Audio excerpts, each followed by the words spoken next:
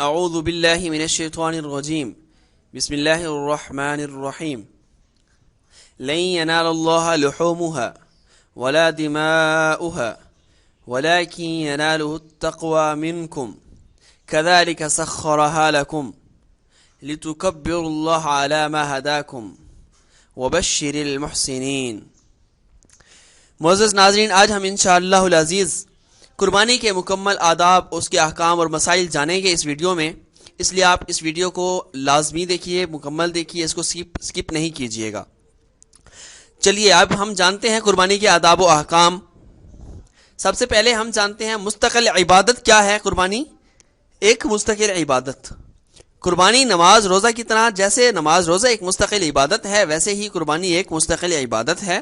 جس طرح نماز کی جگہ روزہ رکھنا اور روزہ کی جگہ نماز پڑھنا درست نہیں، اسی طرح قربانی کی جگہ صدقہ وغیرہ سے بھی قربانی ادا نہ ہوگی۔ مخصوص حالات کے لیے چند فقہی مشورے ہیں، مثلا سیلاب، زلزلہ ہے یا کوئی آفات آئی ہوئی ہیں کسی علاقے کے مسلمانوں کی ہنگامی ضروریات کو پورا کرنے کے لیے، جیسا کہ آج کل ایک کرونا وائرس چل رہا ہے جس کی وجہ سے کافی غربت چلی ہے، غربت کی وجہ سے لوگ اپنے گھروں میں موجود ہیں اور کاروبار ان کے بند ہوئے، جن کی وجہ سے وہ ان کی زندگی معاشی لحاظ سے بہت زیادہ متاثر ہوئی۔ تو ایسے لوگوں کے لیے یہ ان حالات میں چند فقہی مشورے آپ کے سامنے ہیں کہ قربانی کا اچھا جانور ذبح کرنے کے بعد غیر معمولی مہنگے جانور کی قیمت دینی اور اجتماعی ضروریات پر خرچ کی جائے۔ نفل قربانی کی قیمت مدارس، مجاہدین یا دینی رفاہی اداروں کے ذریعے ضرورت مند لوگوں میں تقسیم کی جائے۔ کھال، گوشت وغیرہ سے بھی مستحقین کے ساتھ تعاون کیا جائے۔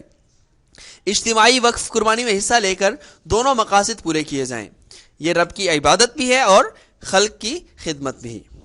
قربانی کا نصاب کیا ہے؟ اب اس کے متعلق جانتے ہیں کہ ہمارے اوپر قربانی کب واجب ہوگی۔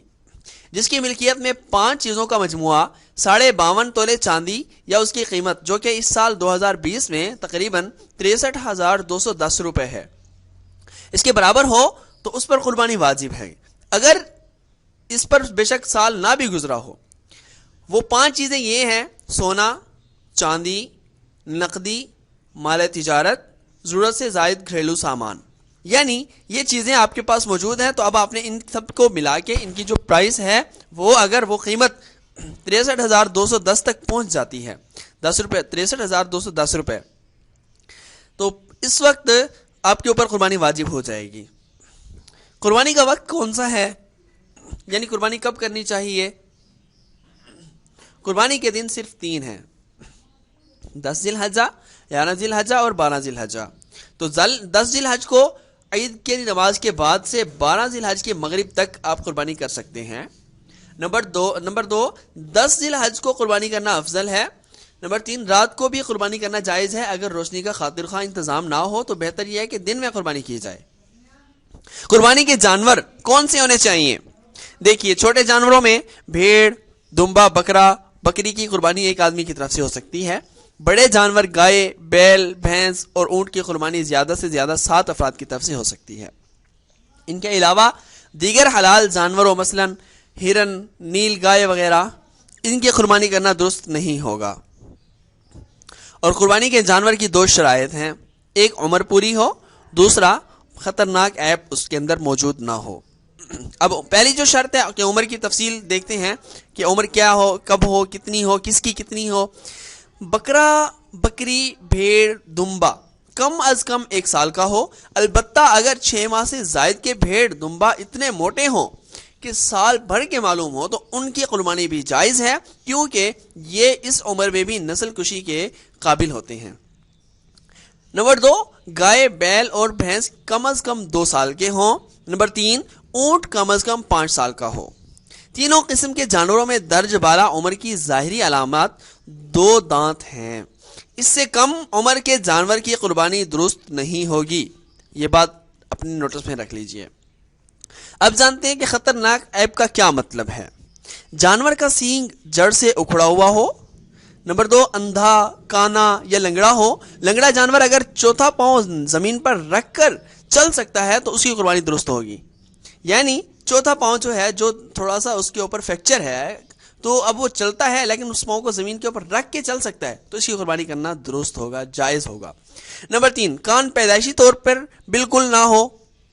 نمبر 4، تہائی سے زیادہ کان یا دم وغیرہ کٹی ہوئی ہو۔ نمبر 5، ایسا بیمار یا کمزور ہو کہ قربانی کی جگہ تک چل کر بھی نہ جا سکتا ہو۔ اور نمبر 6، دانت بالکل نہ ہو یا اتنے کم ہو کہ گھاس چرنا ممکن نہ ہو۔ کچھ غلط فہمیوں کا ازالہ کرتے ہیں جو ہمارے اس معاشرے کے اندر بہت زیادہ غلط فہمیاں پھیلی ہوئی ہیں۔ نمبر 1، سینگ اگر ٹوٹ گیا ہے، جڑ سے نہیں اکھڑا تو اس کی قربانی ہو جائے گی۔ لوگ کہتے ہیں سینگ ٹوٹ گیا تو قربانی نہیں ہے، جبکہ اگر وہ جڑ سے اکھڑا نہیں ہے، ٹوٹا ہے، تو اس کی قربانی ہو جائے گی۔ نمبر 2، جانور جو ہے نا وہ خصی ہونا چاہیے، ٹھیک ہے، اس کی قربانی درست ہے، بلکہ افضل ہے اس کی قربانی، کیونکہ اس کا گوشت اچھا ہوتا ہے، اور قربانی کے جانور سے چونکہ نسل کشی مطلوب نہیں ہے، اس لیے اس میں یہ چیز خوبی ہے، عیب نہیں۔ اور 3، 7 حصے کرنا لازمی نہیں، 7 سے کم کوئی بھی تعداد ہو سکتی ہے، لیکن 7 سے زیادہ نہیں ہو سکتی۔ عید سے پہلے کیا کرنا چاہیے؟ دیکھیے، جانور اپنی گنجائش کے اندر خوبصورت اور اچھا خریدنے کی کوشش کریں۔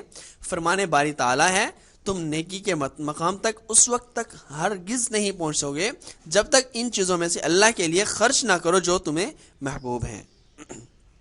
نمبر 2، بہتر یہ ہے کہ قربانی کے جانور میں وہ عیب بھی نہ ہو جو قربانی کے درست ہونے سے مانے نہیں، مثلا ہلکا پھلکا لنگڑا ہونا۔ جن عیوب سے بچنا لازمی ہے ان کی تفصیل مزید آگے آ رہی ہے، وہ ہم جانتے ہیں۔ اور نمبر 3، بہتر یہ ہے کہ جانور چند دن پہلے خرید کر اس کی اچھی طرح خدمت کریں۔ بیچنے والے سے متعلق، جو جانور بیچ رہا ہے اس کو کیا کرنا چاہیے؟ دیکھیں، آپ ایک عبادت میں تعاون فرما رہے ہیں، اس کی نیت کر لیجئے اور ناجائز منافع سے اپنے آپ کو بچائیے۔ اگر جانور میں کوئی عیب ہے تو اس کو نہ چھپائیں، ہرگز نہ چھپائیں۔ عمر بتانے میں غلط بیانی سے بالکل کام نہ لیں۔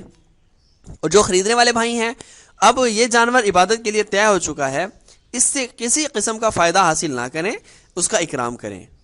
عید کے دن کرنے کے جو کام ہیں، فرائض و واجبات، شہر میں ہو تو نماز عید کے بعد قربانی کریں، دیہات میں ہیں تو فجر کی بعد بھی قربانی کرنا جائز ہے۔ نمبر 2، نیت کریں، زبان سے نیت کرنا ضروری نہیں، دل سے کافی ہے۔ اور نمبر 3، ذبح کرتے وقت بسم اللہ اللہ اکبر لازمی کہیے۔ اب قربانی کے سنن و آداب جانتے ہیں۔ قربانی کا جانور اپنے ہاتھ سے ذبح کریں، اگر طریقہ نہ جانتے ہوں یا ہمت نہ ہو تو بھی کم از کم وہاں پہ موجود ہوں، آپ وہاں ٹھہرے ہوئے ہوں، جب آپ کا جانور ذبح کیا جا رہا ہو تو آپ وہاں ٹھہرے ہوئے ہوں۔ نمبر 2، ذبح کرتے وقت قبلہ رخ لٹائیں، یہ بھی سنن و آداب میں سے ہے۔ خدا نہ خواستہ جانور ایسا ہوتا ہے جو بہت بھاری ہوتا ہے اور بڑا جانور ہوتا ہے، اس کو لٹاتے لٹاتے ہی ٹائم لگتا ہے اور وہ وحشی بھی ہوتا ہے، تو اب اگر اس کو آپ نے بمشکل گرا بھی لیا ہے تو اگر آپ نے خدا نہ خواستہ اس خوف کی وجہ سے کہ اگر ہم اس کو قبلہ رخ کریں گے تو کہیں یہ اٹھ کے پھر ہمیں مطلب پریشان نہ کرے، تو آپ وہیں لیٹے ہی جہاں لیٹا ہوا ہے وہیں پہ ہی اس کو ذبح کر سکتے ہیں۔ وہاں پہ ضروری نہیں ہے کہ وہاں قبلہ رخ اس کا منہ کریں، کیونکہ ایک نقصان ہو سکتا ہے، اس لیے یہ سنن و آداب میں سے ہے، اس پہ زیادہ زور نہیں دینا چاہیے۔ لوگ جو زیادہ زور دیتے ہیں جب اس حوالے سے کہ جانور لٹانا مشکل ہوا پڑا ہوتا ہے اس وقت، اور گہما گہمی ہوتی ہے کہ جانور کو ہم نے مشکل سے گرایا ہے اور اب اس کو اگر ہم قبلہ رخ کرتے کرتے وہ دوبارہ اٹھ بھی سکتا ہے، یہ خدشہ ہے، تو اب لوگ ابھی فورس کر رہے ہوتے ہیں کہ نہیں، اس کا رخ قبلہ رخ کریں، اس کا رخ جو ہے نا قبلہ کی طرف کریں، تو یہ غلط ہے، ایسا کرنا مناسب نہیں ہے، کیونکہ اس سے دوسروں کو دوبارہ سے تکلیف ہو سکتی ہے۔ اور تیسری بات، چھری تیز ہونی چاہیے۔ نمبر 4، ایک جانور کے سامنے دوسرا جانور ذبح نہ کریں، یہ غیر مناسب بات ہے۔ نمبر 5، ذبح کرنے کے بعد یہ پڑھیں، اللہم تقبلہ منی کما تقبلت من حبیبک محمد وخلیلک ابراہیم علیہ السلام، یہ دعا پڑھیے۔ اور اس کے بعد گوشت اور کھال کا حکم۔ گوشت کی تقسیم جو ہے، اگر مختلف حصے ہوں تو وزن کر کے تقسیم کریں، اندازے سے تقسیم کرنا جائز نہیں ہے۔ البتہ گوشت کے ساتھ کلیجی، سیری پائے وغیرہ بھی شامل کر دی جائے تو اندازے سے بھی تقسیم کر سکتے ہیں۔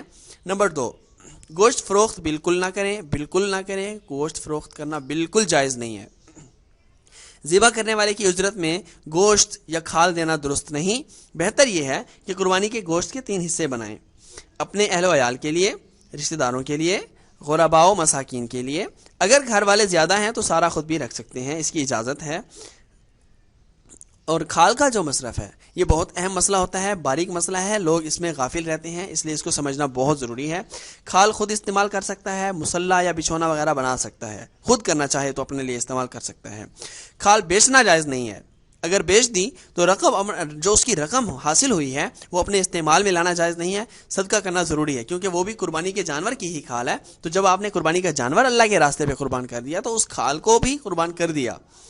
کسی خدمت کی اجرت میں دینا بھی جائز نہیں ہے. مثلا لوگ کہتے ہیں کہ قصاب کو ہم دے دیں گے کہ آپ جو ہے نا یہ جانور ہمارا کاٹ کے اس کو بنا کے دیں ہمیں، تو یہ جو کھال ہے یہ بھی ہم آپ کو دیں گے اور اس کے علاوہ اجرت بھی دے دیں گے. تو یعنی یہ جو کھال اسی کی اجرت میں ہی شامل کر دی جاتی ہے، یہ درست نہیں ہے.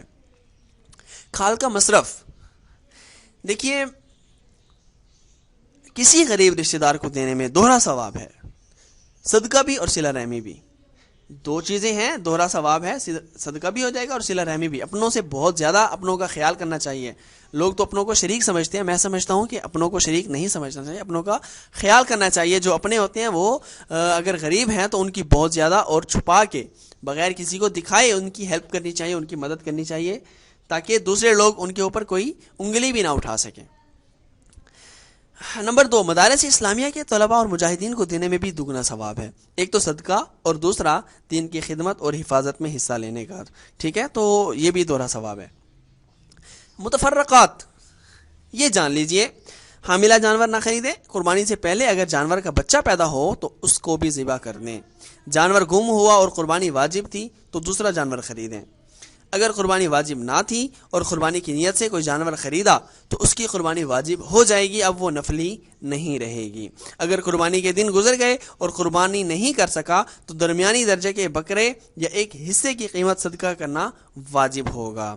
تو یہ تھے متفرق مسائل آپ کے سامنے.